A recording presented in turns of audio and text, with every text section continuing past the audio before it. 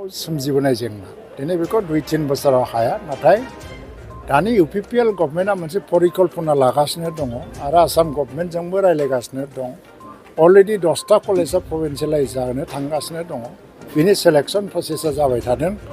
जों 99 नि illegal एपइन्टमेन्टखौ legal खालामना होबाय आरो बिदिनो दा टेटनि एपइन्टमेन्ट जालांबाय थादों दा बिदिनो जायफ्रानाखि प्रभिन्सियेलाइज जायाखै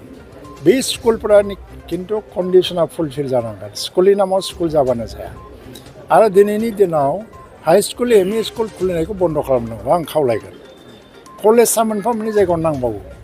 खारन सोरबा साख्रि गैया होननानै साख्रि होनो होननानै स्कुल खुलिनायजोंबो दानि जुगाव जाला खारन मोनसे स्कुलाव 10-12 जन स्टुडेन्ट थायोबा बे स्कुल जानो हाया खारन दा मोनसे कर्परेट मोनसे कनसेप्टफोराव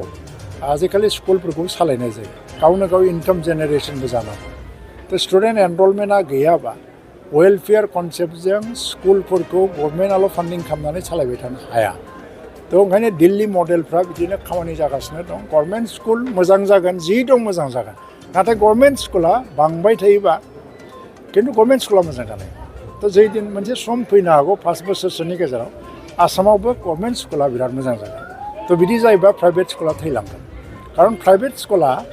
मानो जाखाङामोन मानो प्राइभेट स्कुल खुलिया मानसिफ्रालाय थ' खुलिनायनि खारनाव गभर्नमेन्ट स्कुलनि एडुकेसननि जे रिजाल्टफ्रा मोजां जायाखै आरो